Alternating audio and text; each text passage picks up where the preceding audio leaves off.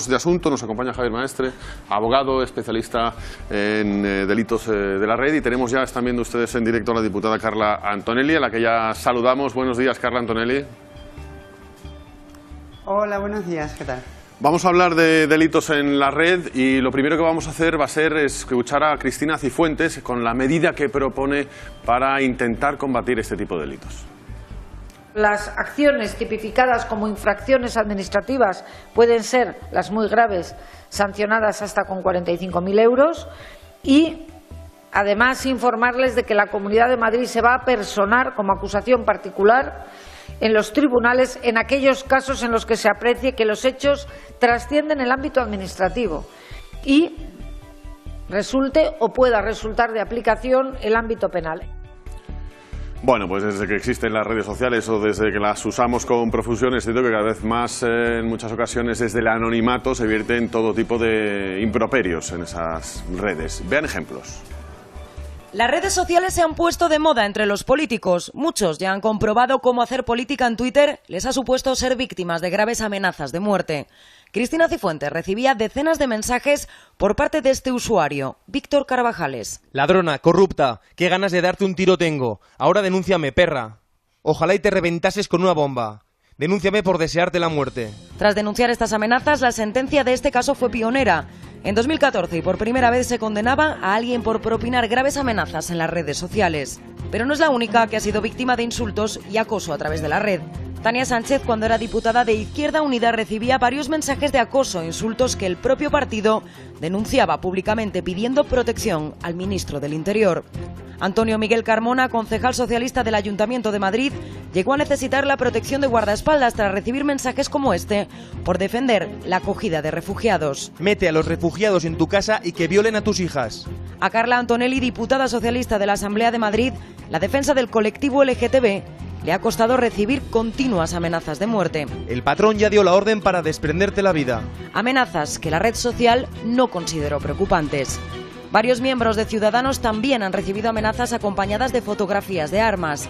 Este es el que denunciaba públicamente el diputado Juan Carlos Girauta. Lamento decirle que será usted una víctima. Tiene sus horas contadas. Esperamos su renuncia en breve. Una de las amenazas más recientes es la que recibía la diputada socialista Mónica Carazo. Varios mensajes advirtiéndole que meterse con el Partido Popular puede llegar a costarle graves consecuencias para ella y su familia. Mensaje junto a la fotografía de una pistola y varias balas. ¿Libertad de expresión o violencia en la red? Bueno, está claro que son casos de violencia en la red. Vamos a preguntarle a Carla Antonelli. Hemos visto algunos de los ejemplos de las amenazas que ha recibido usted. Yo quería preguntarle si ha conseguido denunciar ese tipo de amenazas y hasta dónde han llegado esas denuncias.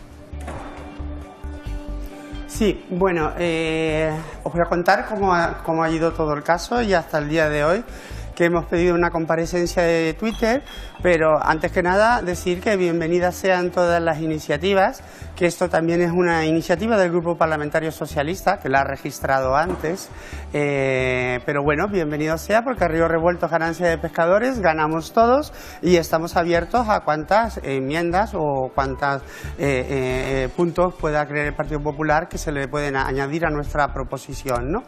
Dicho esto, sí, denuncié en comisaría. Luego fui ante el juez, ya el fiscal está investigando el origen de estas cuentas. A su vez, tengo que decir, lamentar que Twitter España, que se comprometió el pasado 13 de septiembre a comparecer en esta asamblea y que llevamos 36 horas comunicándole que para comparecer el próximo martes en la Comisión de Presidencia y Justicia, pues no estemos obteniendo ninguna respuesta porque el antiguo director ya no está, pero no nos responde a los correos. Y yo creo que hubiese sido muy interesante que pudiera comparecer aquí en la Asamblea de Madrid para poder explicar cuáles son sus políticas contra el acoso, contra el ciberbullying, porque lo que está absolutamente claro es que no se puede permitir ni se puede tolerar que la red se convierta en una espiral de odio, que no pase nada, que no se actúe y que a su vez esto se extienda cada día más exponencialmente al ver que hay una total impunidad en las redes, porque aparte de sentir y tener miedo, como es obvio, miedo al justo, evidentemente, de lo que te pueda pasar, también la focalización que hacen de tu persona, en este caso también de la compañera Mónica Carazo y de todas las personas que habéis mencionado anteriormente. Pienso de que esto hay que atajarlo.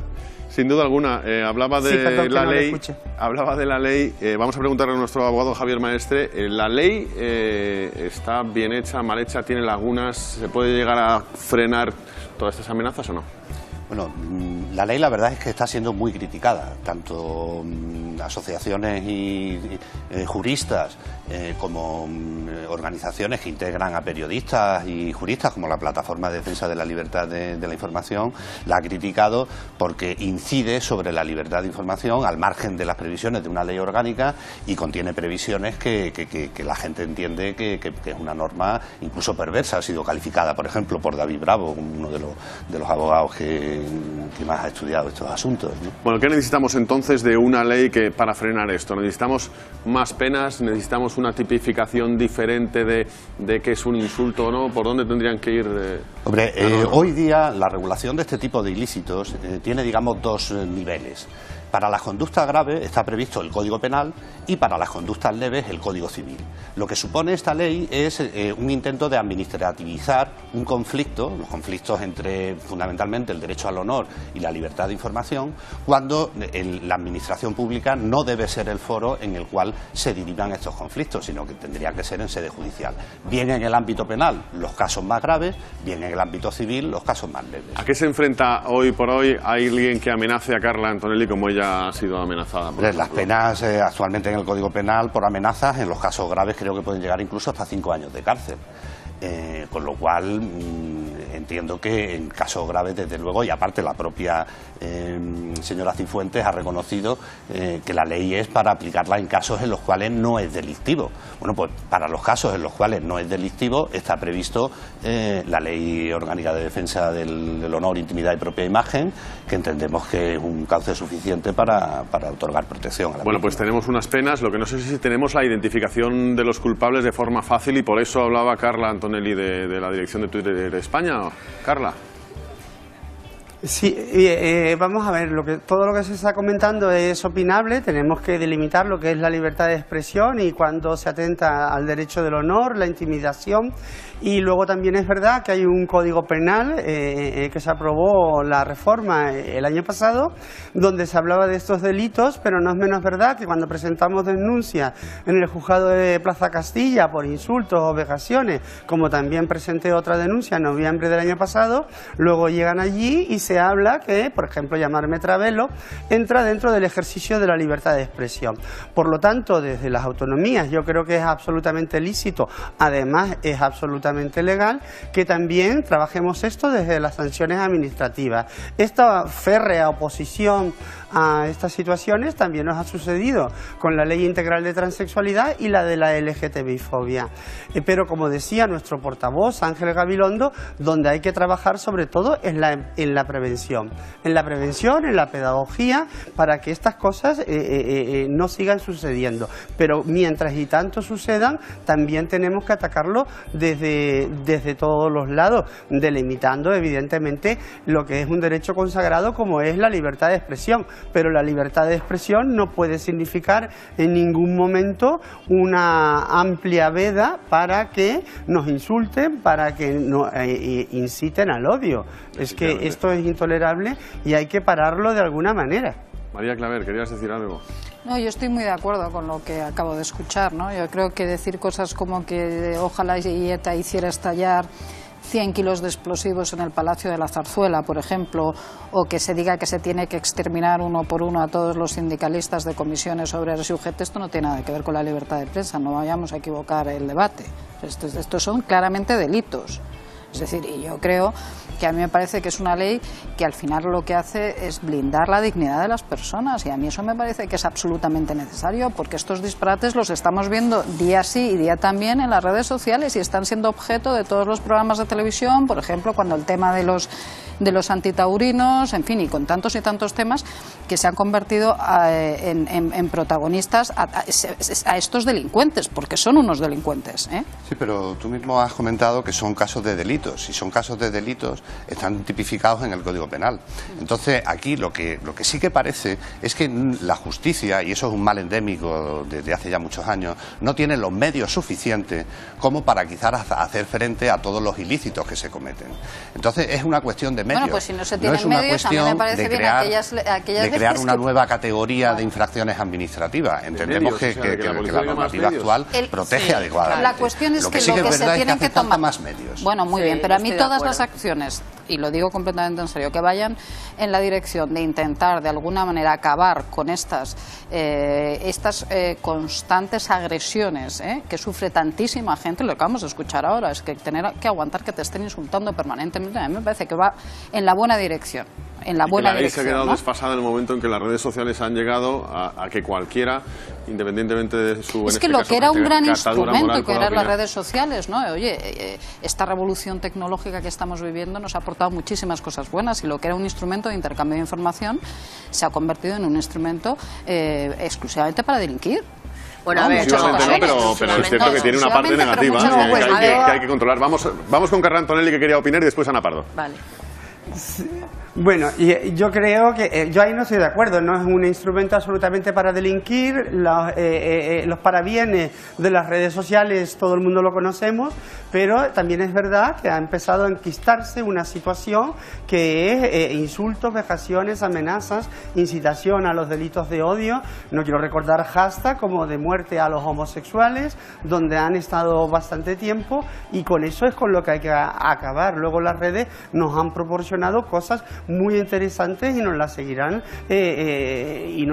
dando. Pero No me vamos, refería exclusivamente, perdóname, Antonio, no me refería exclusivamente a delinquir, como que las redes sociales solo sirvan para delinquir. Digo, para estos sujetos que son delincuentes, que son delincuentes.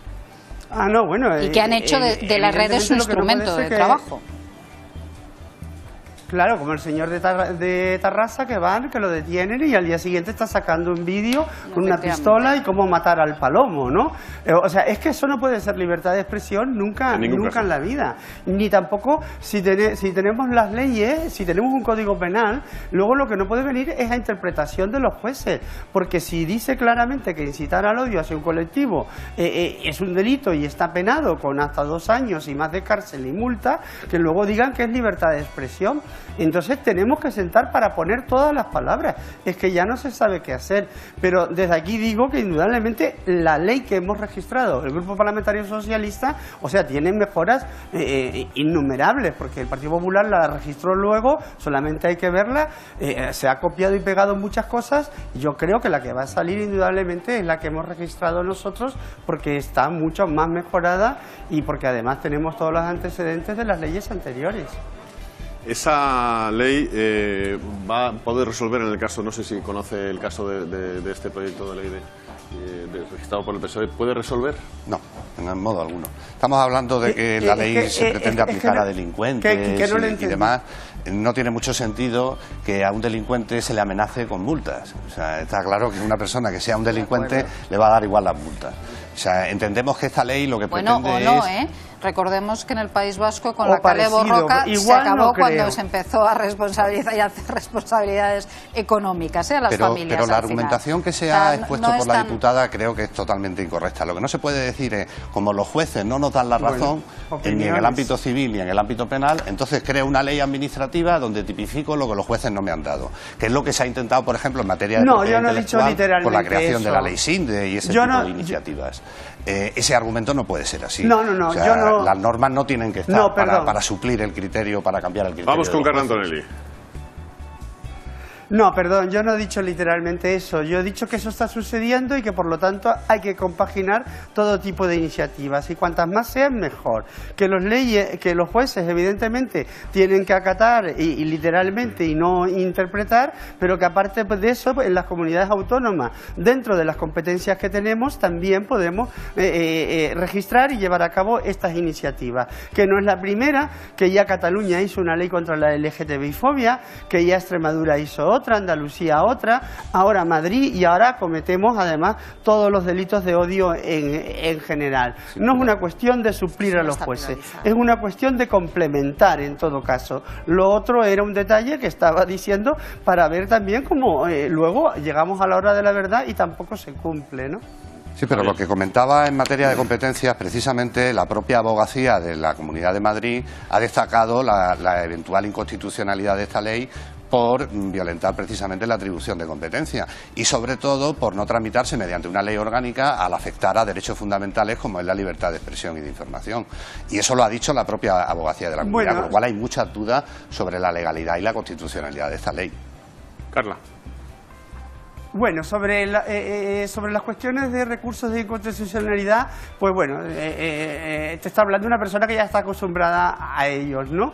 Aquí en la Comunidad de Madrid, también con la Ley Integral de Transexualidad, amenazaron con un recurso de inconstitucionalidad que en Andalucía al final decayó y que aquí en Madrid, según las últimas informaciones que tengo, también va a decaer. Las amenazas de recurso de inconstitucionalidad siempre vienen, pero luego hay que ver también al final cómo queda eso, si solamente son intenciones o porque molesta a cierto sector o porque quiere dejar de pronto su impronta, ¿no? La verdad la vemos al final, y al final es que la Ley Integral de Transexualidad, por ejemplo, se mantiene y no va a ser derogada ni es inconstitucional. Bueno, pues ahí queda. Muchísimas gracias a Carla Antonelli por haber estado con nosotros hoy. Gracias, Carla. Y gracias también a Javier por habernos ilustrado en el asunto. Gracias a vosotros por invitarme. Bueno, pues cambiamos de tema y nos vamos con